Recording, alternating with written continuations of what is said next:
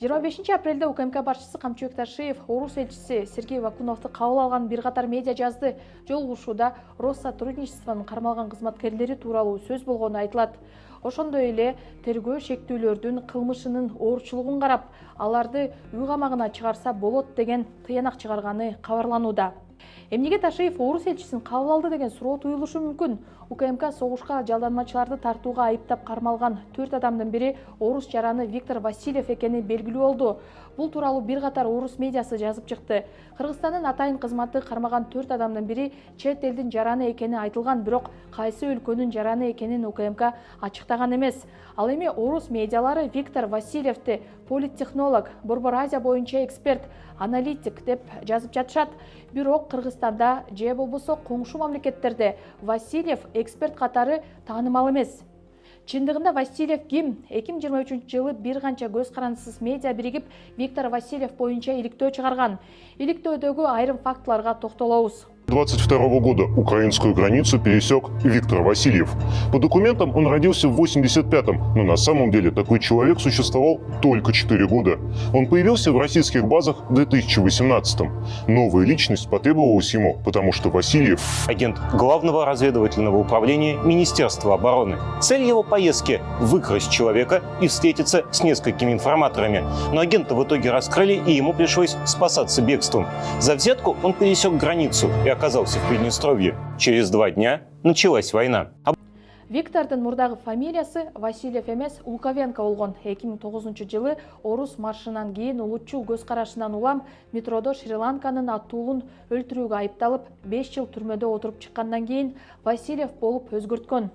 Ал боштондукка чыккандан кийин Рус Афро медиа долбоорунун автору болгон. Бул долбоор менен Кремль ФСБнын 5-кызматы аркылуу Орусиянын Африкадагы таасирин жайылтууну көздөгөн. Ошол эле учурда Васильев Улубайымся Имашам телеграм каналын ачып иштетип баштаган. Учурда анын каналында 15 миңден ашуун катталуучусу бар. Бул телеграм канал ЧВК Вагнердин башчысы марком Евгений Пригожиндин каналдарынын арасына кирген. Ошондой эле иликтөөчү журналисттер Васильев Украинадагы согуш башталаардын алдында ГРУнун башкача айтканда Орусиянын коргоо министрлигинин тышкы чалгындоо кызматынын тапшырмасы менен Украинага барганын аныкташкан. Ага Казакстанда казак тилинде сүйлөөнү талап кылган улутчул активист Куат Ахметовдун Украинада жүргөн жерин аныктоо тапшырмасы коюлган. Орус пропагандасын жайылткан медиалар Мамдуманы Ахметовдун видеолоруна реакция кылууга чакырышкан. Ал эми Орусиянын ички иштер министрлиги ага өлкөгө кирүүгө 50 жылга тыюу салган. Ал эми Казакстанда ага иш козголуп Украинага чыгып кеткен. Иликтөөдө Ахметовду Орусияга алып кетүү үчүн кармоо пландаштырылганы айтылат. Орус шпиону анын кайсы жерде жашаганын, телефон номерин тапкан, бирок Ахметов бир нерсени сезип билгендей Украинадан Туркияга чыгып кеткен. Васильев Салам Кыргызстан деген баракчаны дагы башкарып келгени айтылып келет. Медиага 2 жыл мурун эле социалдык тармактардагы бир нече баракча пропаганда жайылтканын, Кыргызстандын ички ишине кийгилишкенин аныктаган. Алардын арасында Салам Кыргызстан баракчасы дагы болгон. Анда кыргыз тили тууралуу маселе көтөрүлгөндө демилгечилерди улутчулдукка айыптаган билдирүүлөрдү дайыма чыгарып турушкан. Спикери Нурланбек Шакеев баштаган бийлик өкүлдөрүнүн улутчулдугу экс-президент Курманбек Бакиевке байланышы бар чиновниктер чөйрөсүнүн күчтөнүүсүнө түздөн түз байланыштуу. Андан тышкары жарандардын өлкөнү Киргизия эмес Кыргызстан деп атоо талабындагы улутчулдук деп мүнөздөшкөн. Акыркы убактарда көшөрүп эле таңуулап жатышкан тилдик улутчулдук уламдан улам чын тийбес жана күлкүлүү калыпка айланып баратат. Жердештерибиз соц тармактарда Киргизия деп айткандын же жазгандын баарына эле асылып калышты. Алар Орусиянын расмий пропагандасына шайкеш маалыматтарды жайылтышат. Тагыраагы, Орусиянын тышкы саясатын колдогон саясатчыларды жардамалап, пикирлерин бөлүшүп турушат. Кыргызстан Орусияга кошулушу керек. Кыргызстандын коммунисттери партиясынын активисти Амантур Манапбаев социалдык тармактарда видео жарыялап, анысы эч кимди кайдыгер калтырбады. Бир суткага жетпей эле 10 миңдеген көрүү топтоду.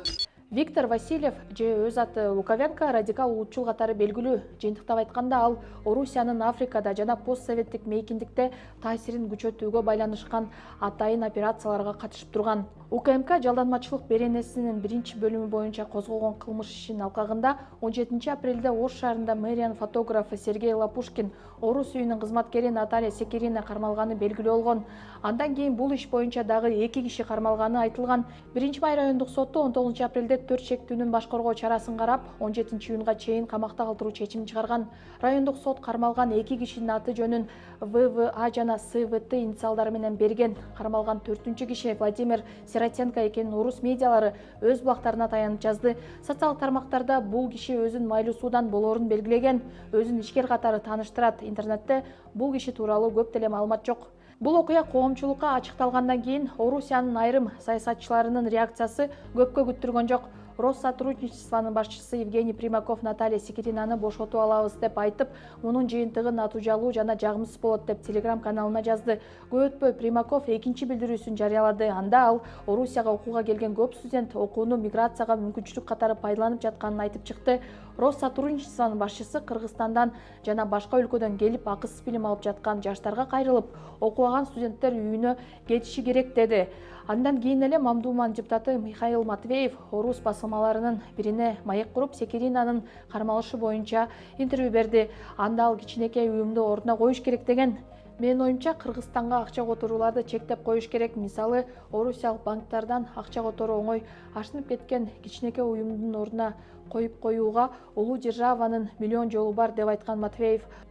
Анын бул билдирүүсүнө депутат Астан Бекешев жооп кылды. Анда ал орус элчисин чакырып, Кыргызстанды уюм деп атаганы үчүн Орусиянын элчисине нота тапшырып, ал эми Матвеевке персона нон грата жарыялоону сунуштады. После вчерашнего выступления одного депутата Государственной Думы, Михаил Матвеев его, по-моему, зовут так, он очень оскорбительно выразился в адрес нашей страны, назвав организацию, надо поставить на место, и это произошло после того, как наша ГКМБ задержала одну женщину и нескольких людей, которые занимались здесь вербовкой для того, чтобы они потом воевали на стороне российской армии.